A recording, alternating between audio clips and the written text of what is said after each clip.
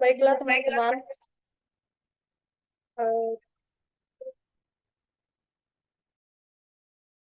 kami dari kelompok 3 akan mempresentasikan hasil diskusi kelompok kami dengan judul Islamisasi Islam di Andalusia dan pengaruhnya di Eropa. Tapi sebelumnya kami akan memperkenalkan diri kami masing-masing kelompok 3, yaitu ketua kelompok kami Diana Darni Halawat dengan NIM 24070606. Saya Rita Elastri A. Simamora dengan NIM 24070670. Teman saya Naila Hapsari Ramadhani dengan NIM 24070640. Kemudian Gagah Rizky Ramadana dengan NIM 24070608. Jadi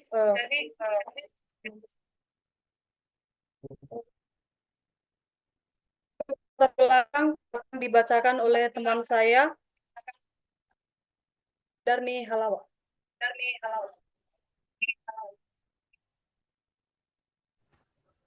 Baik, di sini saya akan membacakan latar belakang. Sebelumnya, teman-teman harus mengetahui apa itu Andalusia. Andalusia merupakan wilayah di semenanjung Iberia yang pernah menjadi pusat kemajuan peradaban Islam selama lebih dari 7 abad, dari abad ke-8 sampai hingga dengan ke-15. Selama periode ini, peradaban Islam hanya membuka perkembangan dalam bidang keagamaan, tetapi juga sains, filsafat, arsitek, dan seni. Kota-kota seperti Cordoba dan Granada menjadi pusat pembelajaran dan inovasi yang menginspirasi kebangkitan Eropa dari masa kegelapan. Studi mengenal Islam di Andalusia penting karena wilayah ini menjadi jembatan utama bagi transfer ilmu, pengetahuan dari dunia Islam ke Barat, yang kemudian mendorong lahirnya era Renaissance dan kebangkitan ilmiah di Eropa.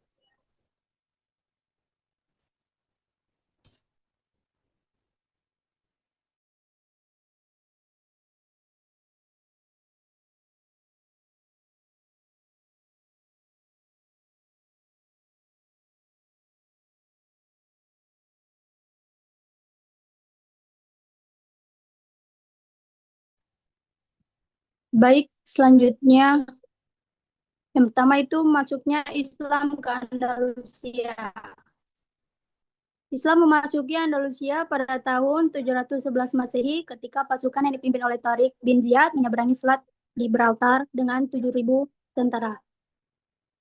Penaklukan ini terjadi di tengah krisis internal kerajaan yang berkuasa di Spanyol kala itu. Nah, adapun proses Islamisasi dan pemerintahan. Proses Islamisasi tersebut dilakukan secara paksa.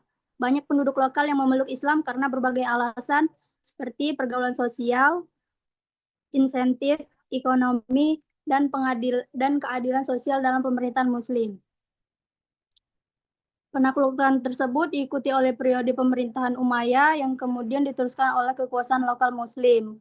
Abdurrahman al-Dakhil menjadi tokoh penting dalam mendirikan kekuasaan Umayyah di Cordoba. Pada abad ke-8 hingga ke-10, Andalusia mengalami masa keemasan di bawah pemerintahan kekhalifahan Umayyah di Cordoba yang dipimpin oleh Abdurrahman. Periode ini ditandai oleh kemajuan pesat dalam ilmu pengetahuan, budaya, filsafat, arsitektur, dan toleransi beragama di mana Muslim, Kristen, dan Yahudi hidup berdampingan.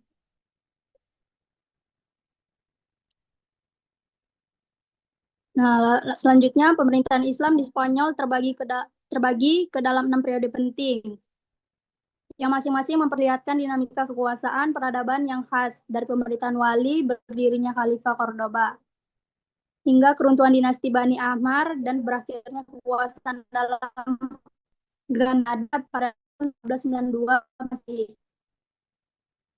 Penduduk keturunan Spanyol dapat dibagi menjadi 3 kelompok.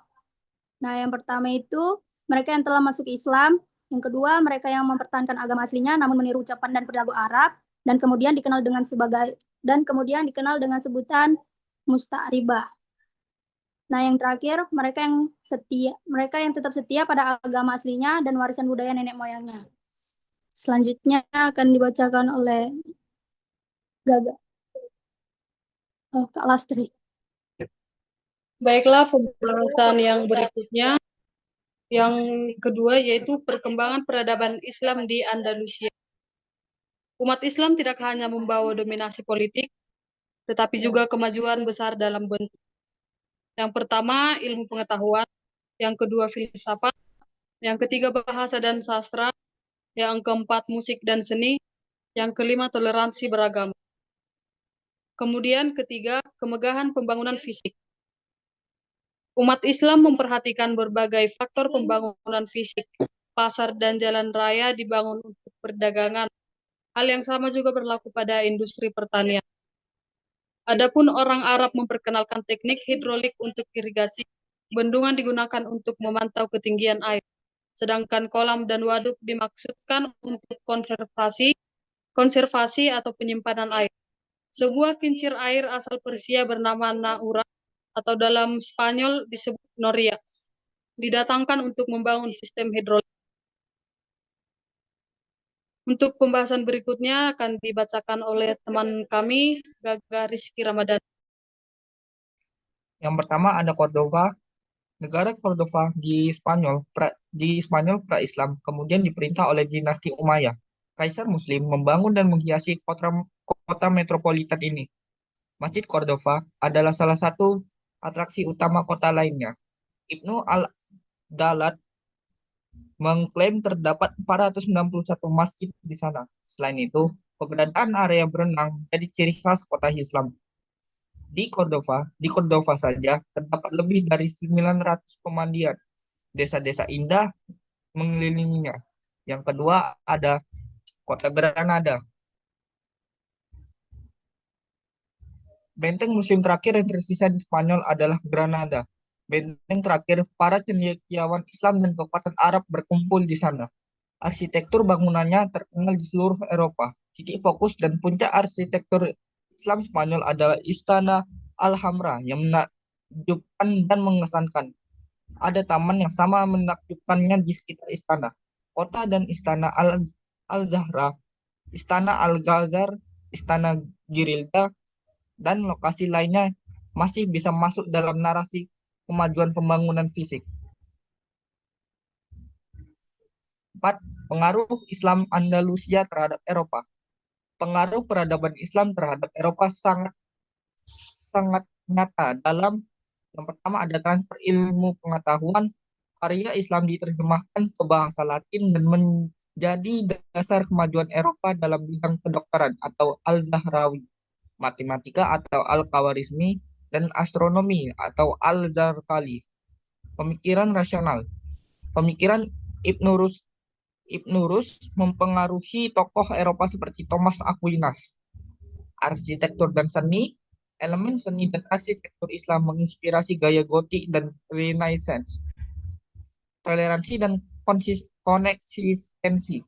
Sistem konvivensia mendorong kehidupan harmonis antara Muslim, Kristen, dan Yahudi.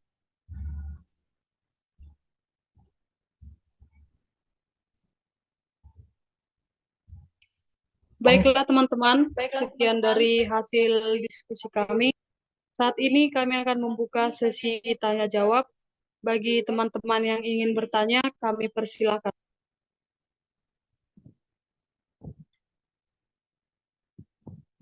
Baiklah, untuk Kaila kami persilakan. Perkenalkan, nama saya Kaila Andira Yudit dari kelompok 8 dengan NIM 24044, ingin bertanya kepada Naila. Pertanyaannya, bagaimana insentif ekonomi dapat membuat masyarakat Spanyol banyak yang memeluk agama Islam? Terima kasih. Baiklah, terima kasih Kaila. Untuk pertanyaannya bisa dicatat ulang di grup kita ya. Baiklah, untuk teman-teman yang lain bisa bertanya. Baiklah, untuk Nurul kami persilahkan. Baiklah, perkenalkan saya Nurul Askia Zahra dengan NIM 240706080. Saya ingin bertanya, apakah runtuhnya kekuasaan Islam di Andalusia menunjukkan kelemahan dalam sistem politiknya atau lebih karena faktor eksternalnya? Saya bertanya kepada Gagah.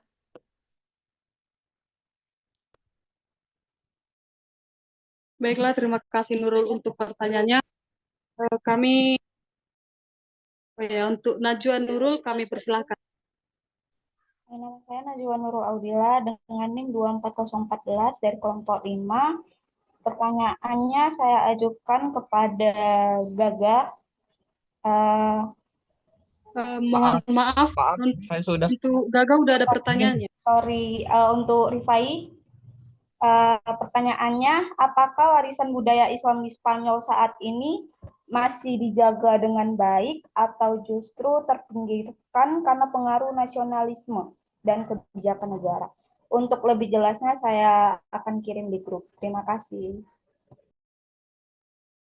Baiklah, terima kasih. Kami persilakan juga buat teman kita Muhammad Jaki. Baiklah, sebelumnya kan ada menyinggung tentang adanya umat beragama lain kan yang tinggal di Andalusia. Pertanyaannya, sejauh mana konsep toleransi yang ada di Andalusia itu memengaruhi pluralisme yang ada di Eropa saat ini?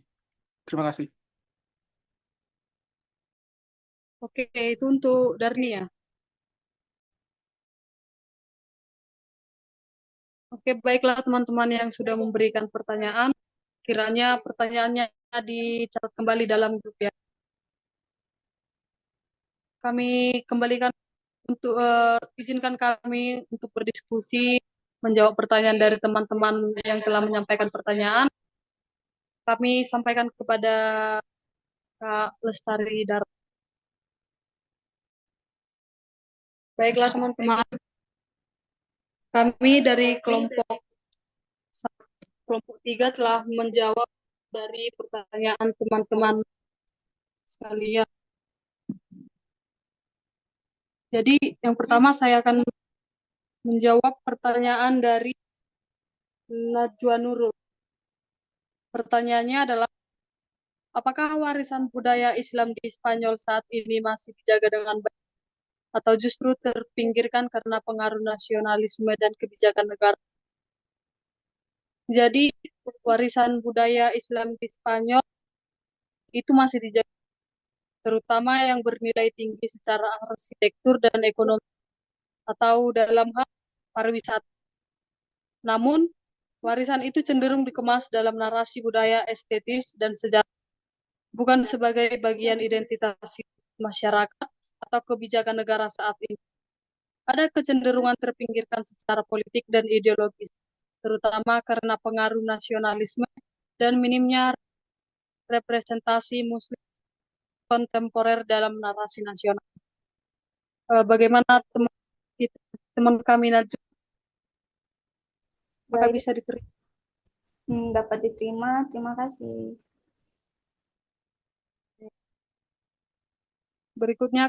Pertanyaan berikutnya akan dijawab oleh teman saya, Naila.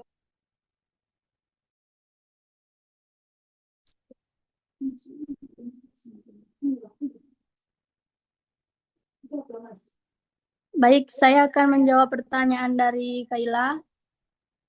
Yang dimana itu pertanyaannya, bagaimana insentif ekonomi dapat membuat masyarakat Spanyol banyak memeluk agama Islam?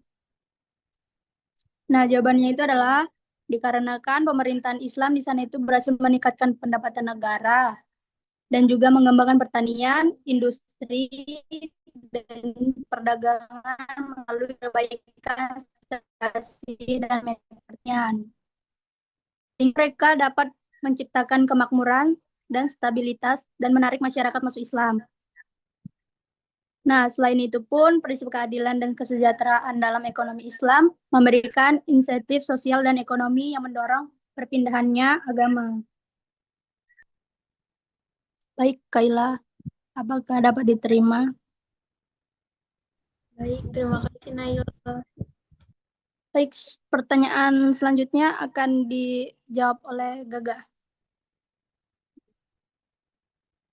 Baik, di sini saya akan menjawab pertanyaan dari saudari Nurul dengan bertanya, apakah kekuasaan Islam di Andalusia menunjukkan kelemahannya dalam sistem politiknya atau lebih karena faktor eksternalnya?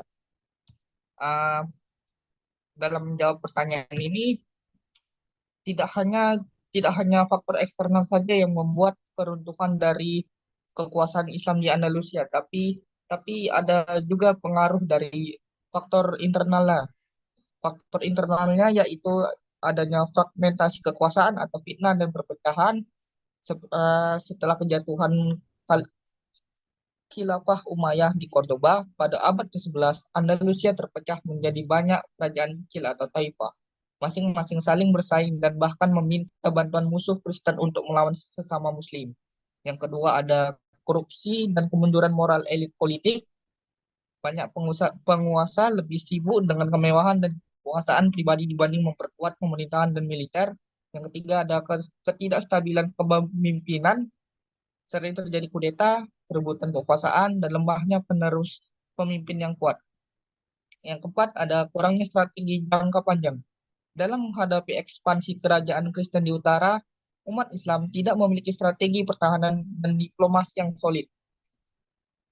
Dan untuk faktor eksternalnya ada reconquista oleh kerajaan-kerajaan Kristen. Yang kedua ada dukungan Paus dan Eropa Katolik. Dan ketiga, tekanan dari Afrika Utara dan Timur Tengah. Apakah jawabannya bisa diterima oleh saudari Nurul? Bisa. Terima kasih.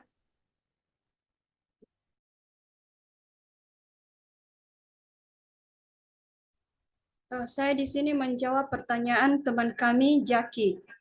Pertanyaannya, sejauh mana konsep toleransi yang ada di Andalusia memengaruhi konsep pluralisme yang ada di Eropa saat ini? Nah, konsep toleransi yang berkembang di Andalusia pada masa kejayaan Islam, yaitu abad ke-8 sampai abad ke-15, memang memberikan kontribusi penting terhadap perkembangan gagasan pluralisme di Eropa modern, meskipun pengaruhnya bersifat tidak langsung dan sering kali diabaikan dalam narasi sejarah dominan Eropa. Nah, adapun juga beberapa toleransi di Andalusia memengaruhi pluralisme Eropa saat ini, yaitu yang pertama adalah model awal kehidupan multikultural, dan yang kedua transfer ilmu dan nilai melalui pusat-pusat penerjemahan, dan yang ketiga yaitu konsep toleransi dan pengakuan terhadap ahli kitab, dan terakhir inspirasi tak langsung terhadap gagasan modern tentang pluralisme. Bagaimana teman kami Jaki? Ya, terima kasih. Baik, terima kasih. Dapat terima. Nah, jadi kesimpulan hasil presentasi kami yaitu peradaban Islam di Andalusia telah memberikan kontribusi besar terhadap kebangkitan peradaban Eropa, khususnya dalam bidang ilmu pengetahuan. Nah, filsafat seni dan toleransi sosial, wilayah ini juga menjadi penghubung antara timur dan barat dan menjadi bukti bahwa Islam pernah memimpin dunia dalam berbagai aspek intelektual dan budaya. Baiklah teman-teman, sekian dari hasil presentasi kami kelompok 3. Mohon maaf jika ada tutur bahasa kami yang kurang berkenan. Sekian dan terima kasih. Kami kembalikan ke kelompok 8.